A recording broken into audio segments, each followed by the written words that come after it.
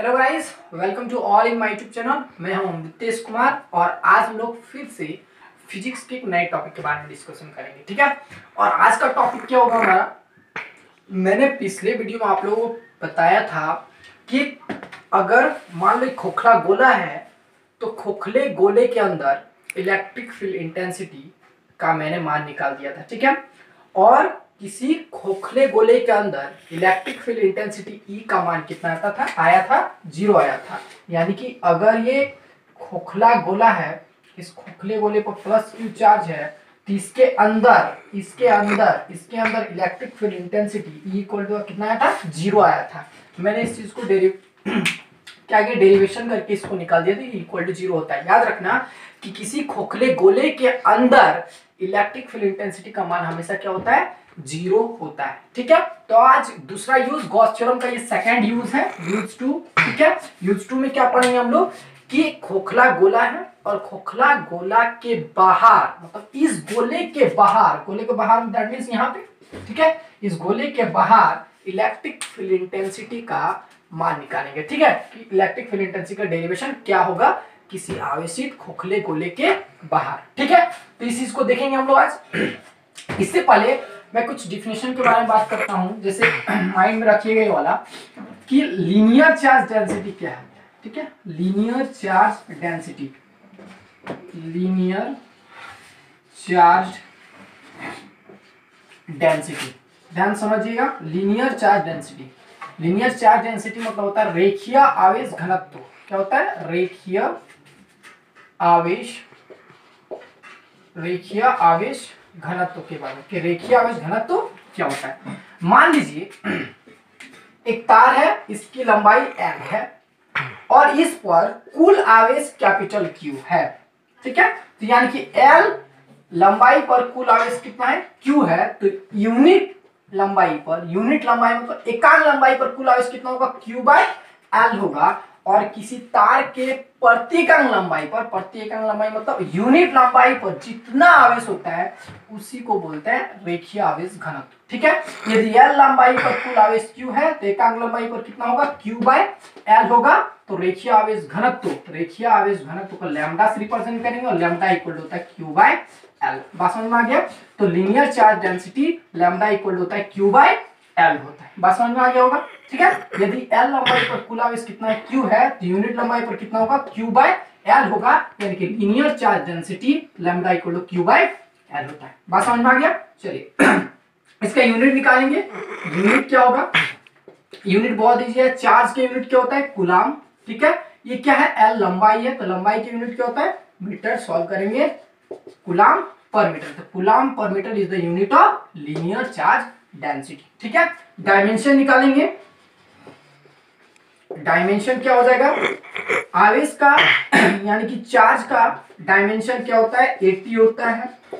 और ये लंबाई का डायमेंशन L होता है, तो L का पावर -1 हो जाएगा। यानी सॉल्व करेंगे तो AT और L का पावर -1। पास में AT L का पावर -1, ये हो गया इसका डायमेंशन। ठीक है, अब हम लोग क्वेश्चन पे आते हैं। ये बात समझ में आ गया होगा। चलिए, ये क्या है, लीनियर चार्ज डेंसिटी। ठीक है, उसके बाद एक और टॉपिक है, एक और ये समझ में आ गया, इसको स्क्रीनशॉट कर लीजिए या फिर लिख लीजिए। देखिए आगे,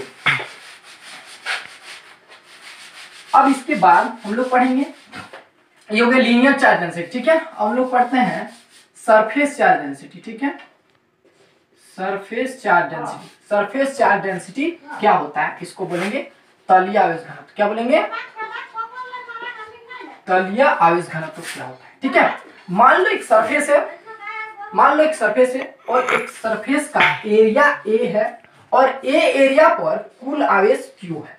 A एरिया पर क्या है, कुल आवेश Q है, तो यूनिट एरिया पर कितना आवेश होगा, Q/A होगा। और यूनिट एरिया पर यानी किसी चालक के प्रति एकांक क्षेत्रफल, ठीक है, किसी चालक के प्रति एकांक क्षेत्रफल, दैट मींस यूनिट एरिया पर जितना चार्ज होगा उसी को बोलेंगे सरफेस चार्ज डेंसिटी, यानी कि तलीय आवेश घनत्व। बात समझ में आया। यानी कि यदि A क्षेत्रफल पर कुल आवेश Q है तो यूनिट क्षेत्रफल पर कितना आवेश होगा, Q/A होगा।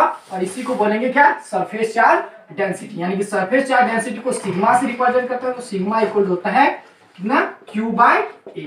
बात समझ में आ गया? यानी कि surface charge density sigma equal होता है Q/A होता है। ठीक है, अब इसका भी यूनिट निकाल लेते हैं। तो यूनिट क्या हो जाएगा इसका? आवेश का यूनिट कूलाम और एरिया का यूनिट क्या होता है? मीटर स्क्वायर, यानी कि सॉल्वेंट कूलाम पर मीटर स्क्वायर, कूलाम पर मीटर स्क्वायर। ठीक है, इसका यूनिट हो गया। डायमेंशन निकाल लेते हैं सेम टू सेम।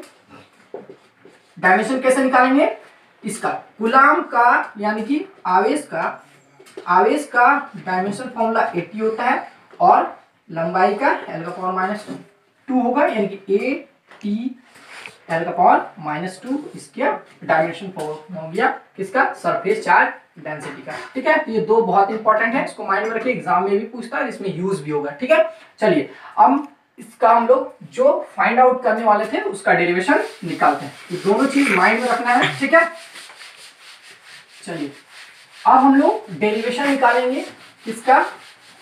कि किसी खोखले गोले के बाहर इलेक्ट्रिक फील्ड इंटेंसिटी का वैल्यू कितना होगा, यानी कि डेरिवेशन क्या होगा। ठीक है, खोखले गोले के बाहर। चलिए तो मैं बनाता हूं गोला। मान लीजिए एक गोला है, इस गोले पर प्लस Q चार्ज है। इस गोले पर क्या है? प्लस Q चार्ज है। तो मैंने बताया था कि सरफेस में चारों तरफ ऐसे प्लस करके क्या करना है? डिस्ट्रीब्यूट कर देना है। चलिए बात समझ में आ गया? तो इस खोखला गोला, इसका नाम मैं ए दे देता हूं। ठीक है, इसका केंद्र O तथा त्रिज्या मान लीजिए स्मॉल r है। इसका त्रिज्या क्या है? Small r। ठीक है, एक इस खोखले गोले ए के बाहर एक बिंदु P है और मान लीजिए कि इस खोखले गोले ए के केंद्र O से कैपिटल R दूरी पर एक बिंदु P है। ठीक है, जहां हमको क्या करना है? विद्युत तीव्रता के व्यंजक को प्राप्त करना है। माइंड में आ गया होगा? चलिए मैं फिर से एक बार और बता दूं। देखिए थोड़ा सा लैंग्वेज लिखना है तो लिख सकते हैं ऐसे डेरिवेशन निकालने के टाइम। इसलिए कि माना कि एक खोखला गोला ए है, एक खोखला गोला ए है, इस पर प्लस Q आवेश है, इसका केंद्र O तथा त्रिज्या स्मॉल r है। ठीक है, इस खोखले गोले ए के मध्य बिंदु O से r दूरी पर एक बिंदु P है जहां विद्युत तीव्रता के व्यंजक को प्राप्त करना है। बात समझ में आ गया? चलिए इतना समझ में आ गया होगा। चलिए आप एक क्या करना था? ड्रॉ करना है, यानी गॉसियन सरफेस का क्या करना है? हम लोग को ड्रॉ करना है। तो ड्रॉ करते हैं। तो यानी कि अगर इसका यूज है गॉस थ्योरम का सेकंड यूज है, हम लोग निकालेंगे यूज करेंगे। तो गॉस थ्योरम हमेशा वन सतह के लिए लागू होता है। ठीक है, अगर इस गोले के बाहर इलेक्ट्रिक फील्ड इंटेंसिटी निकालने के लिए हम लोग गॉस थ्योरम का यूज करेंगे तो P पॉइंट के लिए गॉसियन सरफेस का होना जरूरी है। ठीक है, तो इसलिए क्या करते हैं? ड्रॉ करते हैं। क्या करेंगे? P पॉइंट से होते हुए गॉसियन सरफेस की कल्पना करेंगे। ठीक है, तो P बिंदु से होते हुए गॉसियन सरफेस की कल्पना किया गया। ठीक है, गॉसियन पृष्ठ बोलेंगे या फिर सरफेस। ठीक है, गॉसियन पृष्ठ की कल्पना करते हैं। ठीक है, कल्पना किया गया। चलिए अब हम लोग क्या करेंगे? गॉस थ्योरम यूज करेंगे। ठीक है, फ्रॉम गॉस थ्योरम बहुत इजी है एकदम। देखिए फ्रॉम गॉस थ्योरम, ध्यान समझिएगा। इस पॉइंट पर हमको क्या करना है? इलेक्ट्रिक फील्ड इंटेंसिटी को क्या करना है? फाइंड करना। तो इससे सबसे पहले एक छोटा सा सरफेस हम लोग ds पर विचार कर लेते हैं। एक छोटा सरफेस ds पर विचार कर लेते हैं। ठीक है, तो इस छोटे सरफेस ds का क्षेत्रफल हमेशा तल के लंबवत ऐसे, यानी कि एनएट का डायरेक्शन ऐसे होगा। और इलेक्ट्रिक फील्ड इंटेंसिटी यानी कि इलेक्ट्रिक फील्ड इंटेंसिटी का भी डायरेक्शन क्या होगा? इधर ही होगा। इसको r हेड मान लेते हैं। ठीक है, तो इलेक्ट्रिक फील्ड इंटेंसिटी और n हेड दोनों का सेम डायरेक्शन होगा। कैसे? कि सरफेस से इस पर plus Q charge, electric lines of force हर एक डायरेक्शन में ऐसे ऐसे निकलेगा। इलेक्ट्रिक लाइंस ऑफ फोर्स निकलेगा ना, तो इलेक्ट्रिक लाइंस ऑफ फोर्स के किसी पॉइंट पर खींची गई टेंजेंट इलेक्ट्रिक फील्ड इंटेंसिटी के डायरेक्शन को बताएगा। यानी कि इस पॉइंट से निकलने वाली विद्युत बल रेखा पर खींची गई एक स्पर्श रेखा विद्युत तीव्रता की दिशा ऐसे होगा, यानी कि आर का डायरेक्शन ऐसे होगा। ठीक है, और एन तो मैंने बताया था कि किसी भी सतह के लंबवत दिशा में क्या होता है? एन हेड का डायरेक्शन होता है, यानी कि ds क्षेत्रफल पर एन हेड का डायरेक्शन ऐसे और आर हेड का डायरेक्शन ऐसे होगा। बात समझ में आ गया? अब क्या लिखे मैंने? From Gauss theorem. तो गॉस थ्योरम क्या बोलता है? देखिए इस जो मैंने क्या है गॉसियन पृष्ठ की कल्पना किया गया। तो गॉसियन पृष्ठ B की कल्पना किया गया। ठीक है, गॉसियन पृष्ठ B की कल्पना किया गया है। बात समझ में आया? चलो तो बोलेंगे गॉस थ्योरम यूज करना है तो क्या बोलेंगे, किसी बंद सतह से संबंध विद्युत फ्लक्स फाई, बंद सतह से संबंध विद्युत फ्लक्स फाई, यानी कि उस बंद सतह से गुजरने वाली विद्युत बल रेखाओं की कुल संख्या, यानी कि इस बंद सतह बी से जितना इलेक्ट्रिक लाइंस ऑफ फोर्स निकलेगा उसी को क्या बोलेंगे, इलेक्ट्रिक फ्लक्स बोलेंगे। तो बंद सतह बी से संबंध electric flux phi equal to बंद सतह के अंदर स्थित कुल आवेश, बंद सतह के अंदर स्थित कुल आवेश, ठीक है, बंद सतह के अंदर स्थित कुल आवेश के 1/ε0 गुना के बराबर होता है। बात समझ में आ गया? इसी बंद सतह से देखिए, बंद सतह बी पर विचार कर रहे हैं, ठीक है, तो बंद सतह बी पर वही गॉसियन पृष्ठ है, तो गॉसियन पृष्ठ के लिए इलेक्ट्रिक फ्लक्स फाई बंद सतह के अंदर स्थित कुल आवेश के 1/ε0 गुना के बराबर होता है। ये क्या है, गॉस थ्योरम है। चलिए अब इसको निकालते हैं। फाई इक्वल टू मैंने क्या पढ़ाया था, फाई इक्वल टू होता है इंटीग्रेशन ई वेक्टर डीएस, ऐसे यानी लिखेंगे ई इसका, ये होलो का साइन बताता है कि ये सतह जो है बंद सतह है, जो भी काम हो रहा है कहां हो रहा है, बंद सतह पर काम हो रहा है। तो इंटीग्रेशन का क्या साइन देंगे और लिखेंगे क्या, vector E dot vector DS, ठीक है। एकदम पिछला वीडियो जाके देखिए, ठीक है, पिछला वीडियो देखिए बहुत अच्छा समझ में आएगा। चलो अब कुल आवेश, तो बोलो इस बंद सतह बी के अंदर कितना आवेश है, क्यू आवेश, क्यू जो है बंद सतह बी के अंदर ही है, गोला ए जो है बंद सतह बी के अंदर में ही है, यानी कुल आवेश कितना होगा, क्यू। बात समझ में आया? और इंटू 1/ε, कोई दिक्कत? चलो अब इसको सॉल्व करते हैं। इसको बोलेंगे E D S cos theta, vector E dot vector D S equal to क्या था, E D S cos theta equal to Q by epsilon. कोई दिक्कत? चलो कॉस थीटा है, अब कॉस थीटा का डायरेक्शन क्या होगा, दोनों का डायरेक्शन होगा, ई का भी डायरेक्शन ऐसे और डीएस का भी डायरेक्शन क्या है ऐसे, एन हेट और आर हेट का दोनों का डायरेक्शन सेम है, यानी कि दोनों के बीच का एंगल जो है वो क्या है 0 डिग्री, यानी cos 0 डिग्री वैल्यू 1, यानी कि इंटीग्रेशन ई डीएस cos 0 डिग्री वैल्यू 1 यानी कि q बाय एप्सिलॉन। कोई दिक्कत? चलो ई निकालना है हमको, इलेक्ट्रिक फील्ड इंटेंसिटी फाइंड करना, वहां ई को बाहर कर देंगे, integration DS equal to q by epsilon naught. बात समझ में आ गया? चलिए अब देखिए ध्यान से समझिएगा बात को कि ये जो है इंटीग्रेशन डीएस, डीएस क्या था, डीएस एक छोटा सा सरफेस है, डीएस का एक छोटा सा सरफेस है। अब जब इसको क्या करेंगे, इंटीग्रेट कर देंगे, इस डीएस को जब इंटीग्रेशन कर दिया जाता है, इंटीग्रेशन मतलब पूरा बंद सतह बी आ जाएगा, पूरा गोला बी आ जाएगा, पूरा गोला बी आ जाएगा, यानी कि गोले का क्षेत्रफल हो जाएगा यहाँ पे। तो ई और इंटीग्रेशन डीएस की जगह क्या यूज करेंगे, 4 पाई आर स्क्वायर, कि गोले का क्षेत्रफल क्या होता है 4 पाई आर स्क्वायर होगा equal to Q by epsilon naught, यानी कि ई इक्वल टू मेरा कितना निकल गया, ई इक्वल टू निकल जाएगा Q by 4 pi R square और इंटू एप्सिलॉन नॉट। अच्छा से अगर लिखेंगे तो E equal to 1 by 4 pi epsilon naught, 1 by देखो 1 बाय 4 पाई एप्सिलॉन नॉट, उसके बाद क्यू बाय आर स्क्वायर, यानी कि क्या होता है गोले के बाहर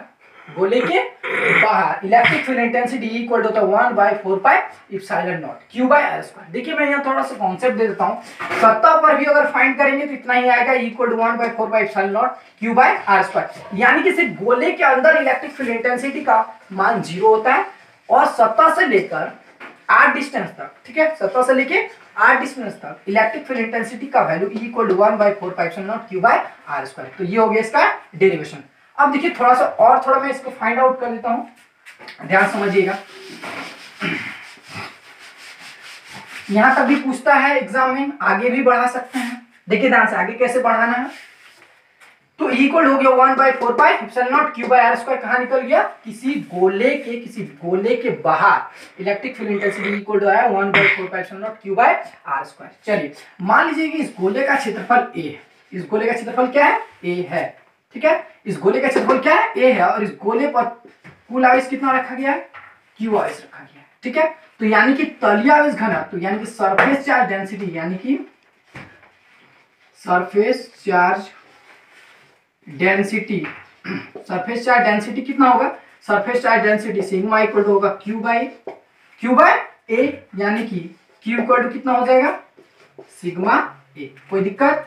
और क्यू इक्वल टू सिग्मा ए क्या है, ए है एरिया है, तो गोले का क्षेत्रफल कितना 4 पाई आर स्क्वायर, गोले का एरिया 4 पाई आर स्क्वायर, यानी कि क्यू इक्वल कितना है सिग्मा 4 पाई आर स्क्वायर। ठीक है, इस इक्वेशन में हम लोग पुट कर देते हैं फ्रॉम फर्स्ट में T equal to 1/4 pi epsilon naught, Q का वैल्यू कितना sigma 4 pi R square upon R square. देखिए R square cancel, 4 pi cancel, यानी कि ई इक्वल कितना हो गया सिग्मा बाय एप्सिलॉन नॉट। याद रखना, तो गोले के बाहर electric field intensity E equal to sigma by epsilon naught भी होता है, ये भी एग्जाम पूछता है, ये भी पूछता है। ठीक है, अब देखिए यहाँ से क्वेश्चन और भी पूछता है ऐसे कि पूछता है कि गॉस थ्योरम का यूज करके जो है कूलम्ब्स लॉ को फाइंड करना है। क्या करना है, कूलम्ब्स लॉ को क्या करना है फाइंड करना है। तो देखिए ध्यान समझिएगा, इलेक्ट्रिक फील्ड इंटेंसिटी मेरा कितना है equal to 1/4 pi epsilon naught Q by R square आ गया।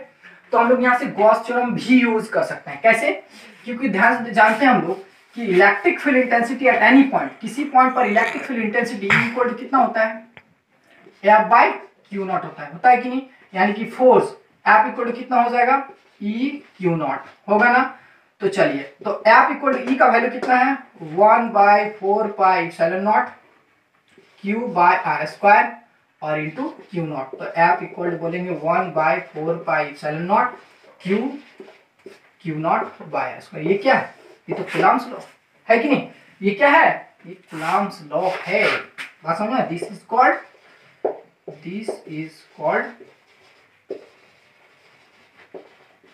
Coulomb's law. ये तो कूलम्ब्स लॉ है, कूलम्ब्स लॉ ही होता है ना 1/4 pi epsilon naught Q1 Q2 by R square. Q1 की जगह ये, Q2 की जगह ये और आर स्क्वायर है ना।